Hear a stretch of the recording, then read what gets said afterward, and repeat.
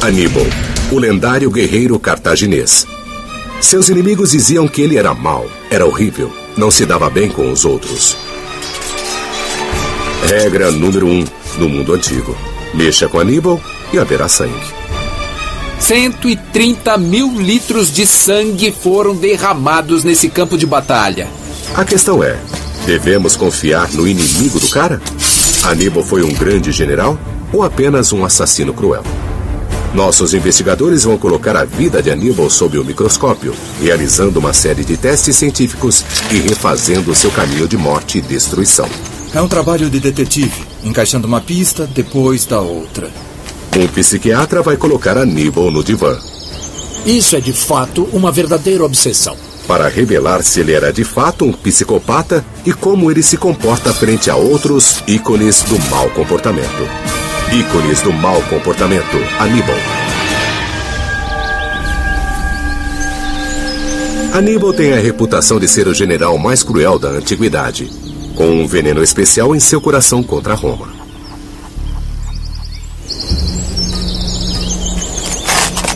Para entender Aníbal melhor, o psiquiatra David Maló irá analisar o seu comportamento e depois classificá-lo em um medidor de psique único, para mostrar como ele se compara a outros durões da história como Gengis Khan e Calígula.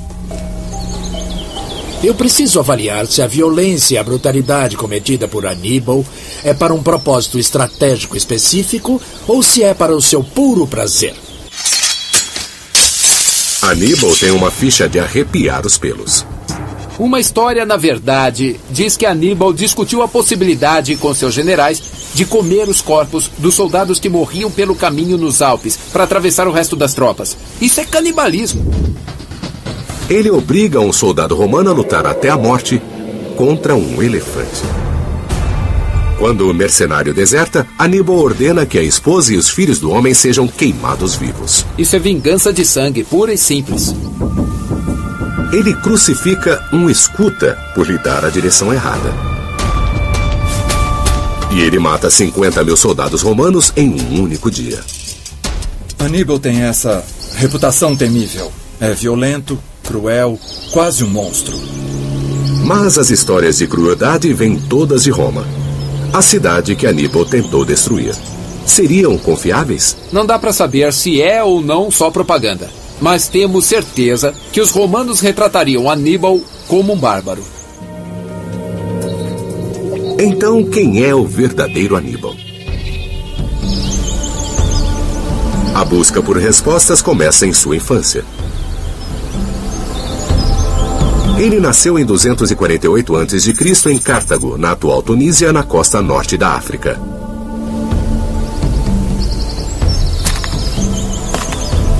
Procurando pelas ruínas, os arqueólogos encontraram provas de rituais religiosos que envolviam o abate de um animal, ou talvez até mesmo de vítimas humanas. Este sítio é um templo cartaginês muito raro e fantasticamente preservado. E em um local como este, Aníbal foi trazido quando criança. Ele foi forçado a participar de um sacrifício. E suas mãos foram colocadas no sangue ainda quente. E nesse momento, seu pai o faz jurar dedicar o resto de sua vida para tentar destruir Roma. O que aconteceu aqui vai moldar o psicológico de Aníbal para o resto da vida. Temos aqui um menino de 9 anos que olha para seu pai, acha que ele é um grande herói, quer se juntar a ele em sua aventura militar. Seu pai diz: certo, mas primeiro você deve passar por esse ritual brutal. Ele incorpora o sonho do pai, o ódio a Roma e toma isso para ele. Se as histórias romanas forem verdade, a coisa é pior, bem pior. Eles acusam os cartagineses de sacrificar crianças aos deuses. Um historiador diz que uma vez, quando Cartago foi atacada, os cartagineses decidiram repelir os invasores matando 500 crianças inocentes.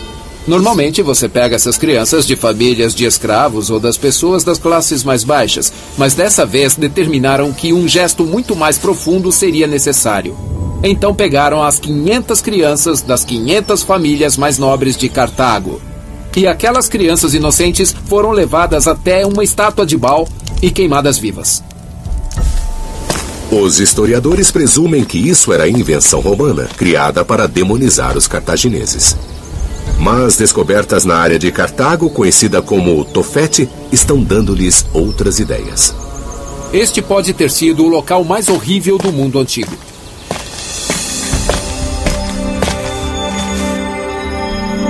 Dentro desta caverna, debaixo dessas lápides, os arqueólogos descobriram camada após camada de fragmentos de ossos carbonizados. Sua origem era um mistério, até que novas técnicas analíticas mostraram serem ossos humanos, os ossos de meninos. Hoje no grupo de estudo há um debate, que é: isso é sacrifício humano ou é só um cemitério infantil? Sacrificar crianças? Alguns arqueólogos acham impensável. Com certeza isso nunca aconteceu. É muito difícil determinar a causa da morte desses indivíduos, porque os restos das pessoas estão queimados. Então, na verdade, não temos a integridade do esqueleto. Não é fácil determinar se a pessoa morreu de um golpe na cabeça, se o pescoço da pessoa foi quebrado. Então, torna toda a situação muito mais difícil. Outro especialista acredita que a evidência está muito clara. As pessoas tentam dizer que isso não é um sacrifício de crianças, que é um cemitério de crianças que morreram muito jovens. Mas imediatamente o problema é que, se isso fosse verdade, onde estão as meninas? Porque a grande maioria é de meninos.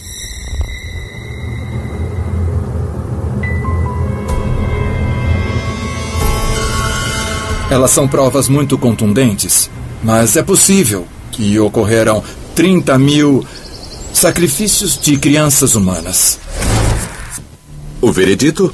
As histórias de horror podem ser verdade.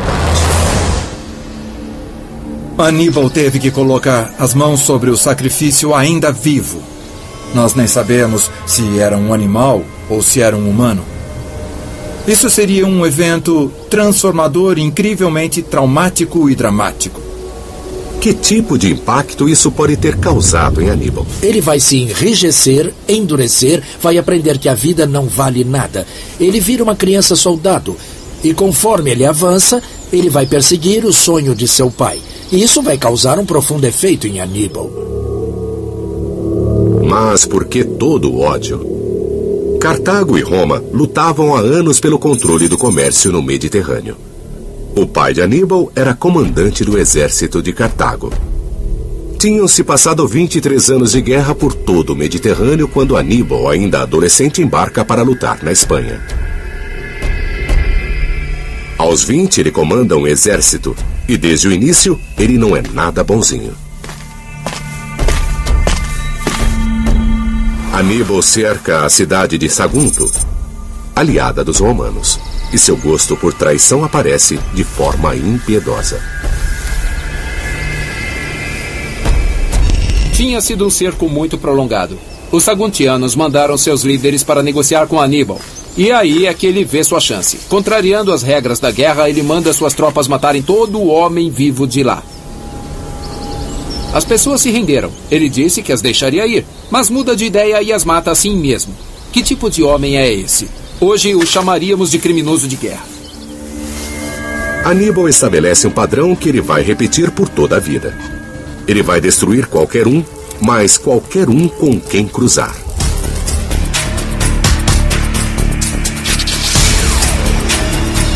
Em 218 a.C., aos 30 anos, Aníbal cresce seus olhos malignos no Grande Prêmio, a própria Roma. Ele decide que é hora de cumprir seu juramento. Vamos colocar a decisão num contexto. Roma é uma das grandes superpotências do mundo. E o pai e o meio-irmão de Aníbal lutaram contra os exércitos romanos, mas nunca foram para Roma. Agora, Roma torna-se o objetivo final. Aníbal prepara o palco para uma batalha épica que irá destruir legiões romanas inteiras e matar dezenas de milhares de seus próprios homens.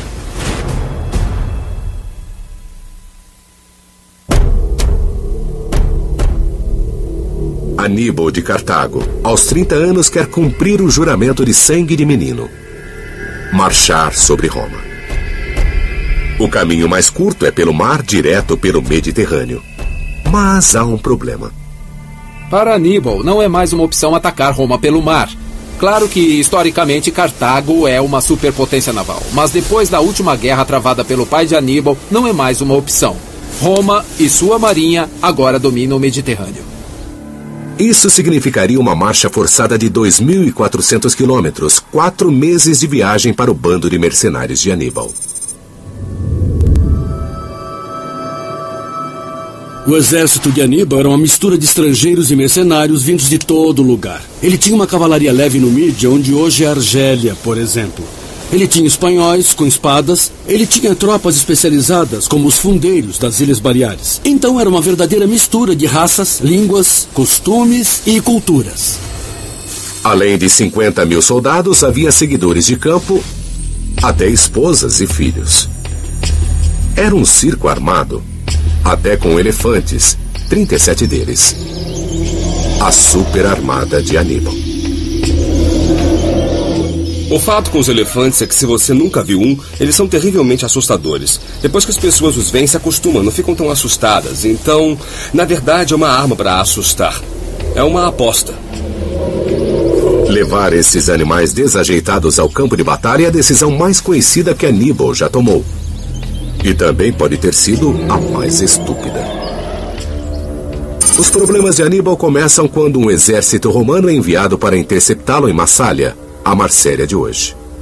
Aníbal decide que vai atacar pela Porta dos Fundos pelas montanhas dos Alpes. Antes mesmo de chegar tão longe, os elefantes dão problemas.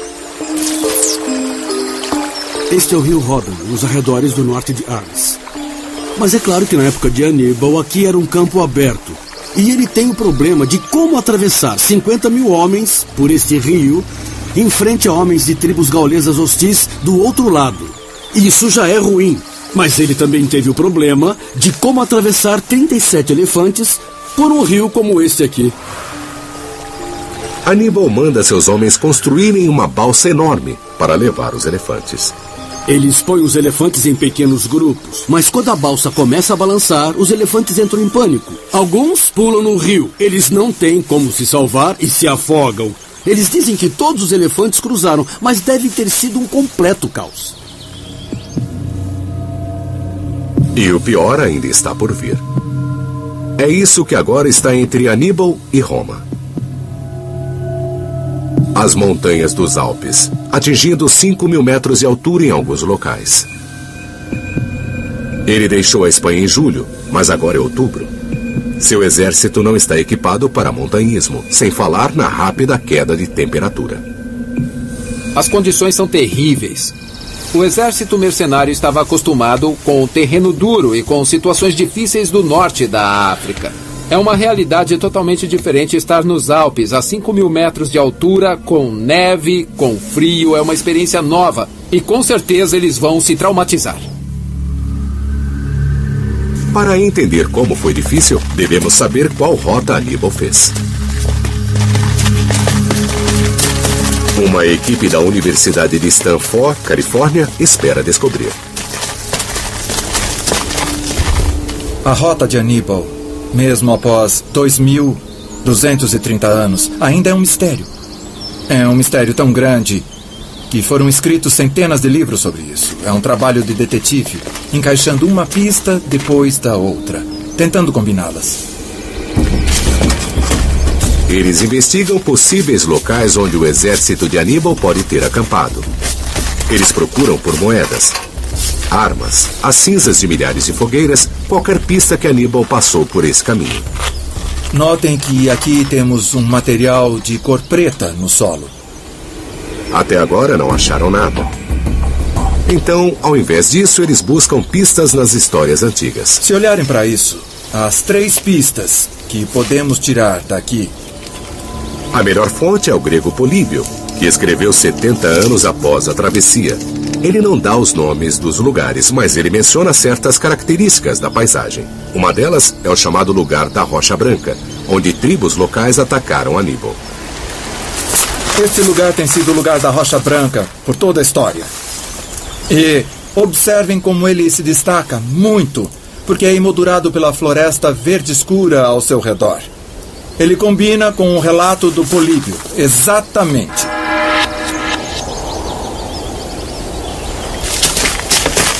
Com base nessa evidência, Aníbal deve estar caminhando para uma passagem elevada chamada Col de Clapier, 2.500 metros acima do nível do mar, onde as temperaturas podem cair muito abaixo de zero. É um ambiente totalmente estranho para um exército africano. Muitos deles podiam nunca ter visto neve antes. E agora, de repente, eles subiam esses vales dos Alpes e então viam a neve acima deles. E ela está cada vez mais perto e fica cada vez mais frio. Nesta região, as temperaturas podem cair para menos 5 graus Celsius à noite. É muito frio para os soldados vestidos apenas em vestes leves de linho.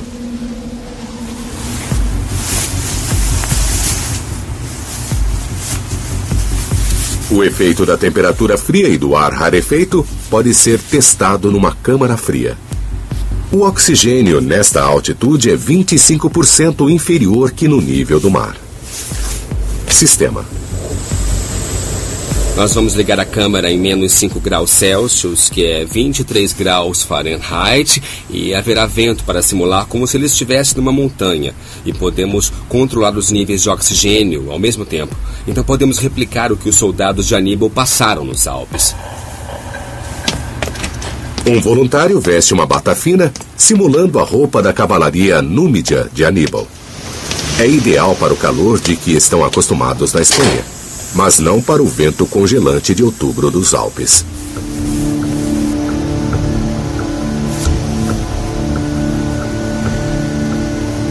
A marcha de Aníbal do nível do mar até a passagem alta leva 10 dias, com a temperatura caindo gradualmente.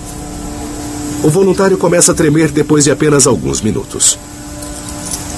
Ele tenta um teste de destreza, mas seus dedos já não podem executar a tarefa mais simples.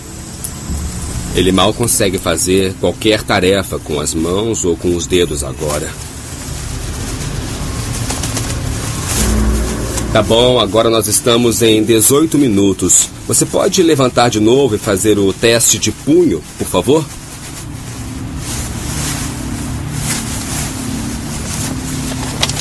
Oi, Stephen. Eu acabei de fazer o teste de punho e o resultado foi 29 quilos.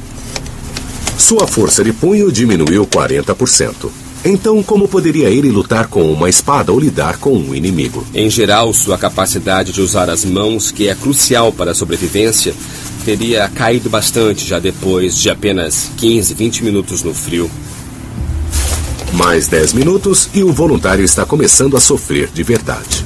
O tremor é exaustivo. Seu cérebro exige mais oxigênio para combater a fadiga. A respiração rápida suga a energia de seu corpo. Se este fosse um dos homens de Aníbal, ele não seria mais capaz de pensar bem, ou até mesmo de andar nas perigosas trilhas da montanha.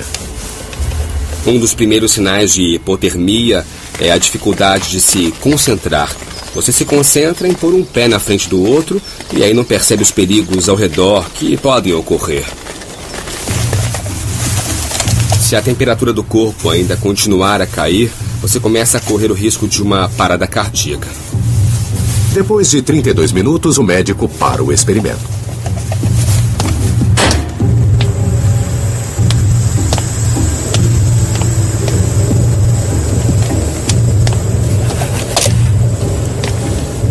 Eu estava sentindo muito frio ali no final.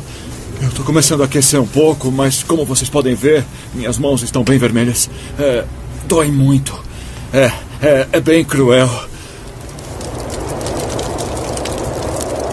Para salvarem-se, os homens de Aníbal teriam feito fogueiras e posto a roupa dos mortos. Mas metade do exército de Aníbal, 25 mil homens, morreram nos Alpes. A maioria deles pereceu de frio e exaustão. Outros de doença. Imaginem que somos um exército. Nós estamos seguindo a trilha um do outro. Mas essa é uma fila que podia ter quilômetros de comprimento, podia ter 30 quilômetros de comprimento. As pessoas na frente estão andando em neve fresca, mas as de trás estão andando em lama e sujeira. E eles urinavam na drenagem da água, então havia fezes nessa água. Algo como a cólera pode florescer e em 6 horas você podia morrer. Deveria ter levado uma semana para atravessar os Alpes. Aníbal levou 2. Por quê? Por causa dos elefantes. Eles deixam todo o exército mais lento e eles comem 130 quilos de plantas por dia. Toda aquela comida teve de ser carregada pelos Alpes. Outro comandante poderia ter pensado elefantes nos Alpes, má ideia, mas não Aníbal. Aníbal se vê com 2 opções. Ele dá ouvido a seus tenentes. Meus elefantes estão morrendo, meus homens estão morrendo, nós sofremos essa provação tremenda. Por outro lado, outra parte dele diz: desde a minha infância, o sonho do meu pai e o meu também é conquistar Roma. Nesse momento, apesar dos conselhos, o seu sonho acaba vencendo. E algo mais podia estar dando força à obsessão de Aníbal. Ele pode ter se colocado nas mãos do seu deus, o temível Baal, deus supremo dos cartagineses. Baal é um deus da montanha, é um deus da tempestade. Baal é um deus que lança raios. Ouvimos o trovão pelas montanhas. Nós acabamos de ouvir isso nos últimos minutos, pois uma tempestade está chegando. Aníbal significa algo como graça de Baal, favor de Baal. Aníbal podia estar predisposto a ir pelas montanhas, pois seu deus, Baal, é o deus daquelas montanhas.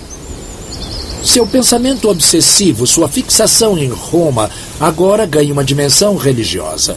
Isso se torna uma cruzada. Aníbal agora vê o mundo ao seu redor validando esse objetivo, o de atacar Roma. No momento que Aníbal chega a esse local, olhando para a Itália, ele perdeu metade de seu exército. O Col de Clapier está repleto de soldados mortos e carcaças de elefantes. Quase todos esses elefantes morreram. O efeito real da sua utilização na batalha é nulo. A obsessão de Aníbal já matou 25 mil de seus próprios homens. Claramente, ele está se comportando mal. Mas o pior, muito pior, está por vir, conforme ele avança com seu exército com atos de impensável selvageria.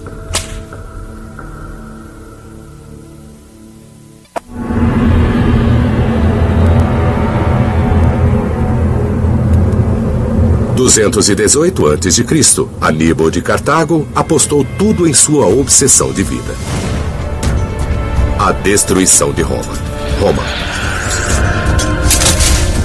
Aníbal tem um objetivo em mente e, por desconsiderar todo o resto, você começa a achar que é de fato uma verdadeira obsessão. Essa total fixação por Roma vai fazê-lo continuar.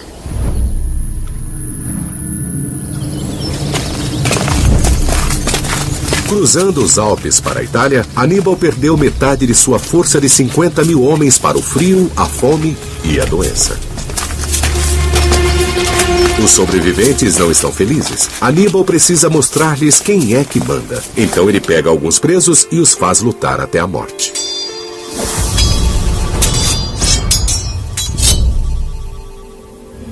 O último homem que sobrasse seria libertado. O que ele tentava provar? Aníbal tenta demonstrar sua visão da vida para todos os seus homens. A vida é uma luta de vida ou morte. Só os mais fortes, somente os mais espertos sobrevivem. Não é só a visão de Aníbal, agora também é a visão de todos. Itália. A animação de equipe de Aníbal funciona, bem como ele esperava. Ele derrota legiões romanas enviadas para detê-lo em 2 batalhas no norte da Itália. Como ele conseguiu isso com seu exército enfraquecido? A resposta é que Roma não é a superpotência que se tornaria nos próximos séculos. A cidade é governada por 2 cônsules. Incrivelmente, eles também se revezam para comandar o exército. Uma receita para um desastre militar. Era uma coisa política dividir o trabalho para garantir que ninguém tivesse o poder supremo. Alternando todo dia o comando do exército nunca durava mais do que 24 horas. Em teoria, os dois colegas deviam cooperar. Ambos deviam concordar com um plano comum. Mas se não concordassem, nada impedia um homem de fazer o oposto de seu colega quando era seu dia no cargo. Aníbal ia explorar a fraqueza dos romanos em tudo o que pudesse. Roma. Ele ouve que eles criaram um novo exército no sul da Itália, e então ele ignora Roma para procurar o inimigo. Pelo caminho, as histórias antigas contam uma lista de crimes de guerra. Plínio o Velho, o historiador, conta uma história bizarra. Ele diz que Aníbal pega um soldado romano capturado e o coloca contra um elefante. Ele diz ao soldado: se você vencer o combate contra um elefante, será libertado. O estranho é que o soldado romano vence.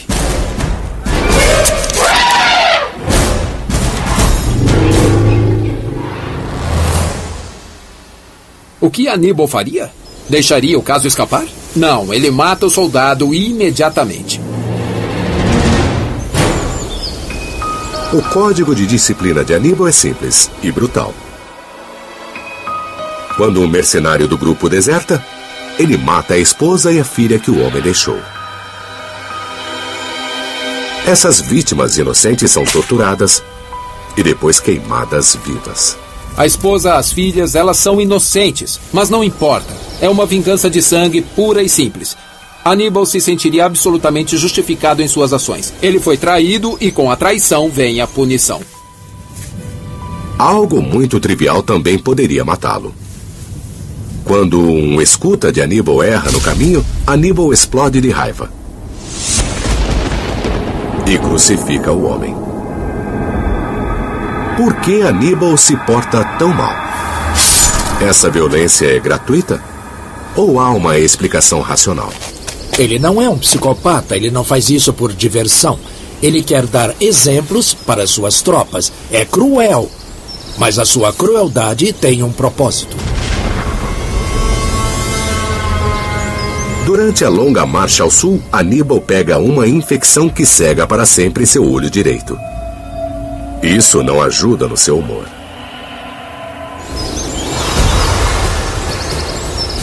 Agosto, 216 a.C. O exército de Aníbal atinge Canas, na Itália meridional. Com rebeldes alistados pelo caminho, seu exército agora tem 40 mil homens. O exército romano que Aníbal confrontaria é 2 vezes maior. Mas 2 generais novatos, Paulus e Varro, estão lutando entre si, em vez de pensarem no plano de guerra para vencerem Aníbal. Os generais romanos em Canas certamente não eram muito experientes. Paulus fora cônsul antes, Varro nunca esteve naquela posição, ele nunca comandou um exército. Mas a preocupação era quem estaria no comando quando a batalha fosse travada, porque quem estivesse no comando no dia receberia o maior crédito pela vitória. Até o final do dia, esses campos estariam ensopados de sangue romano. É muito difícil imaginar os números. Algo em torno de 130 mil litros de sangue foram derramados nesse campo de batalha. Hoje, mesmo hoje, este lugar é conhecido como Campo de Sangue. A inexperiência dos generais romanos faz deles carne fácil para Aníbal. O que Aníbal faz é alinhar suas tropas de forma crescente. Sua infantaria mais fraca está aqui e isso parece loucura, mas Aníbal tem um plano. Ele deixa sua infantaria de elite na reserva e usa os soldados menos experientes no meio do crescente como isca. Quando este crescente desmorona, como ele sabia que aconteceria, os romanos se adiantam e pensam que estão ganhando. Os romanos mergulham no centro do exército cartaginês e Aníbal solta sua armadilha. É aí que Aníbal envia suas tropas em volta e cerca totalmente os romanos. É aí que a carnificina começa. Os romanos ficam tão cercados que não podem lutar. 50 mil romanos são abatidos. Uma taxa de baixas de 70%. Lembrem-se que todos esses homens foram cortados, esfaqueados, espancados ou esmagados até a morte. Deve ter sido muito cansativo para os caras que estão matando. Aníbal foi magnânimo na vitória? Ainda não. Ele ordena que suas tropas cortem os tendões dos romanos derrotados para eles não poderem fugir.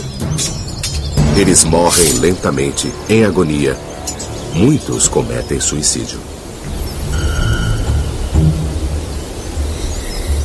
A manhã seguinte apresenta uma terrível cena. O campo de batalha de Canas está repleto de cadáveres, com as cabeças enterradas em buracos rasos. Isso deve ter sido muito bizarro.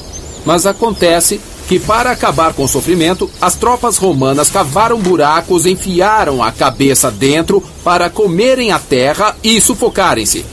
É como se afogarem em sujeira. Isso dá uma ideia da agonia que eles devem ter sentido. Isso dá uma ideia do terror e do sofrimento que eles passaram naquela noite, depois da batalha de aniquilação. Canas é a derrota mais esmagadora que Roma já sofrera.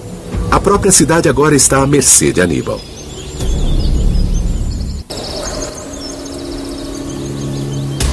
Tíber II, 216 a.C. Após 2 anos de guerra, Roma está à mercê de Aníbal. Então por que ele não entra para a matança? É uma questão que sempre intrigou os historiadores. É muito difícil saber o que se passava na mente de Aníbal, no que ele pensava.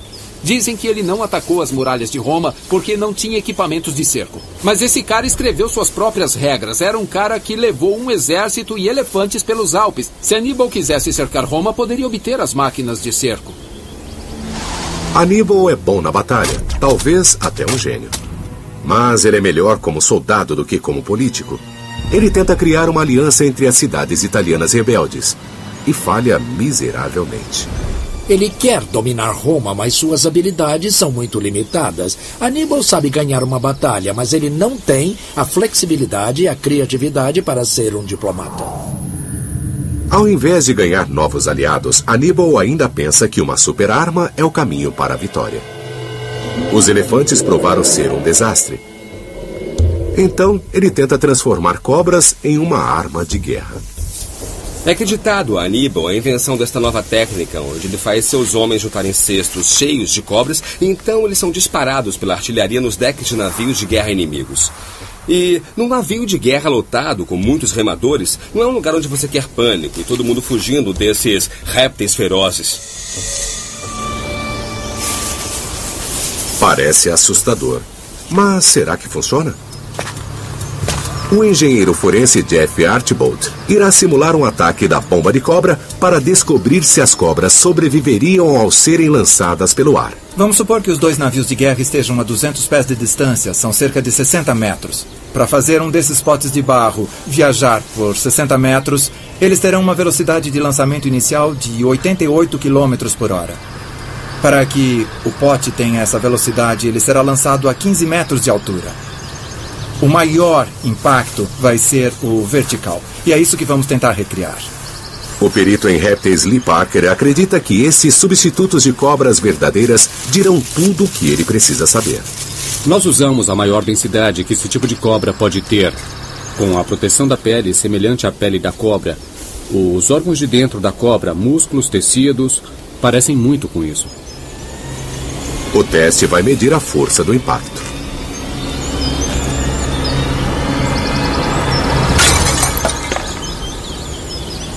O que registramos aqui é um pico de impacto de um pouco mais de 1.100 quilos. Então, alguma coisa em torno de 130 a 140 Gs de força. É o tipo de coisa que mata um ser humano. Mas as cobras, sendo menores, podem ter sobrevivido. As cobras do fundo do pote amortecem o impacto das que estão em cima. Então, a maioria delas sobrevive. A viabilidade disso é bem alta. 10 a 20% das cobras no pote morreriam no impacto. Mas 80% das cobras sobreviveriam e, psicologicamente, seria um choque ter um monte de cobras pousando. A arma funciona na teoria. Mas tinha algum uso? Ela pode ganhar um tempo no começo da batalha, mas não vai ganhar a própria batalha, e Aníbal não consegue um sucesso completo. A fixação de Aníbal numa super-arma, sejam elefantes ou cobras, mostra sua falta de julgamento estratégico. É um pouco igual a quando Hitler investiu muitos recursos em desenvolver a tecnologia de mísseis na Segunda Guerra Mundial. Quando quase com certeza ele se daria muito melhor se investisse os recursos em armamentos convencionais. Eu acho que Aníbal teve o mesmo problema. Pensou que uma super-arma fosse a solução para seu problema.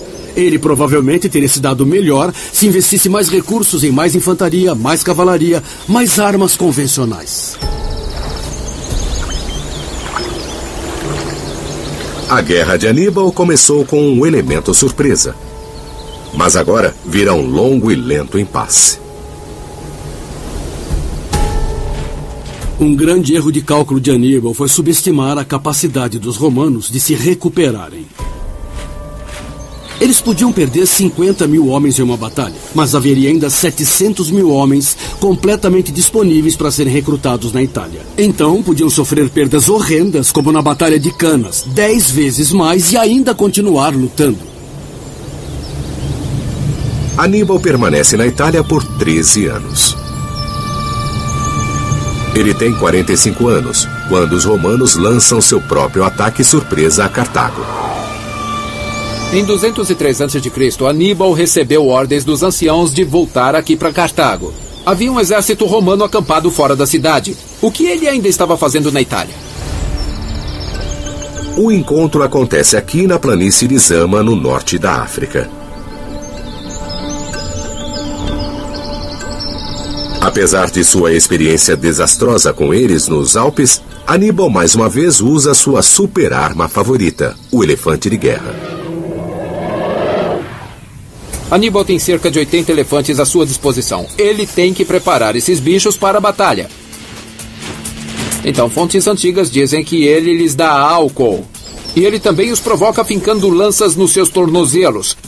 Então eles ficam bêbados e também enfurecidos. Então o que você precisa fazer nessa altura é direcioná-los ao inimigo e soltá-los. Mas os romanos têm um plano de defesa simples. As legiões abrem espaços nas fileiras e as grandes feras atravessam direto. Algumas até mesmo voltam atrás e atacam as próprias linhas de Aníbal.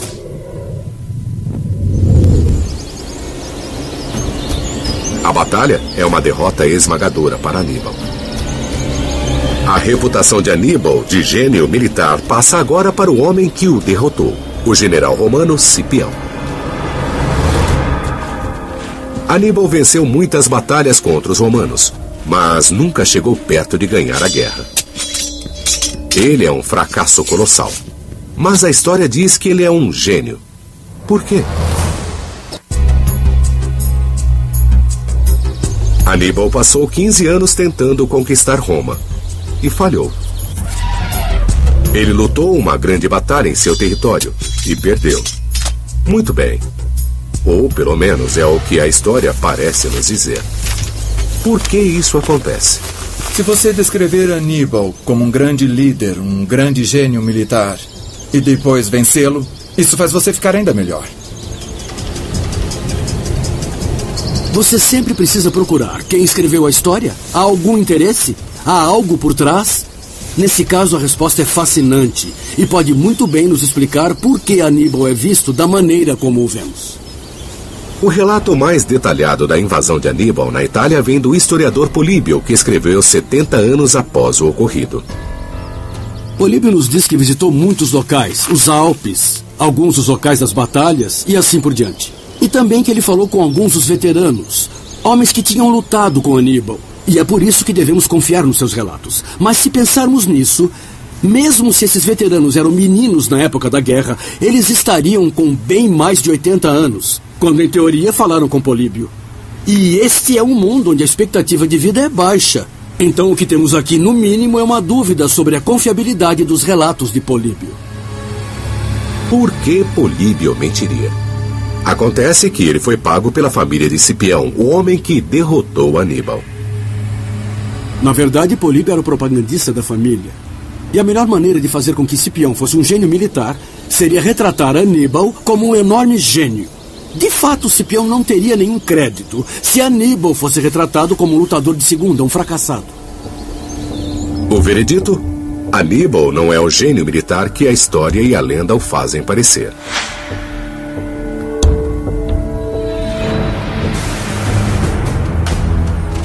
Aníbal deixa Cartago após a desastrosa Batalha de Zama. Mas ele ainda quer achar uma briga. Ele ainda precisa sobreviver. Então ele segue para o Mediterrâneo Oriental, onde os reinos ainda são independentes e alguns deles são hostis a Roma. Aníbal ainda gosta da ideia de lutar contra os romanos, mas só como um mercenário. Aníbal é um homem marcado, o mais procurado de Roma. Em 182 a.C., em Bitínia, na Turquia de hoje, Aníbal ouve que uma força de ataque romana está indo em sua direção. Ele não ia deixar que os romanos o matassem ou o capturassem e o mandassem de volta para Roma, acorrentado. Então Aníbal bebe veneno e tira a própria vida, pois até o final ele ainda é o dono do seu próprio destino. Então, quem é o verdadeiro Aníbal? Ele cresceu envolto ao ódio por Roma e esmagava todos que o cruzassem. Mesmo os menores que dessem uma direção errada poderiam morrer. Um grande general, ele venceu em campos de batalha, mas perdeu uma guerra. Ele fez escolhas a sangue frio que mataram metade de seu exército e continuava na teimosia com seus planos que já estavam falidos. Então, em qual local da escala psicológica dos ícones do mau comportamento Aníbal se encaixa? Aníbal causou dezenas de milhares de mortes. 50 mil na Batalha de Canas, sendo 25 mil de seus próprios homens cruzando os Alpes. Mas essas mortes tinham um objetivo, um propósito. Isso coloca Aníbal no mesmo nível de Júlio César e de Gengis Khan, para quem matar significava um mero negócio ao invés de um prazer. Se isso representasse alguma psicose, nós veríamos muito mais mortes ao acaso, muito mais sadismo, muito mais por mero prazer, e não haveria nenhuma ligação a uma grande ideia. E há algo mais sobre a personalidade de Aníbal. Na Marcha da Morte dos Alpes, obviamente ele errou. Mas ele não queria, ou não podia desistir. Aníbal atinge um índice muito alto na escala da obsessividade. Desde que ele tinha 9 anos, ele tinha essa obsessão única e repetitiva de destruir Roma. Um sonho que ele herdou de seu pai. Não importava o que mais pudesse acontecer em sua vida. Ele não tinha flexibilidade de enxergar além daquilo. E é assim que ficou a escala de Aníbal. Um perfil parecido ao do senhor de guerra escocês do século XIII, William Wallace. A inspiração para o filme Braveheart, e cuja obsessão era acabar com os ingleses. Nós temos 2 homens muito dispostos a sacrificar tropas para conseguir o que queriam. Eles querem ganhar a batalha. Eles têm táticas brilhantes, mas fora do campo de batalha, eles são 2 senhores muito inflexíveis e sem nenhuma criatividade para sobressaírem-se em outros aspectos de suas vidas. Os romanos acabaram sendo muito melhores na construção de um império do que Aníbal. Eram melhores criadores de imagens também, com inteligência, criando a reputação de seu pior inimigo. 40 anos após a morte de Aníbal, os romanos destruíram Cartago.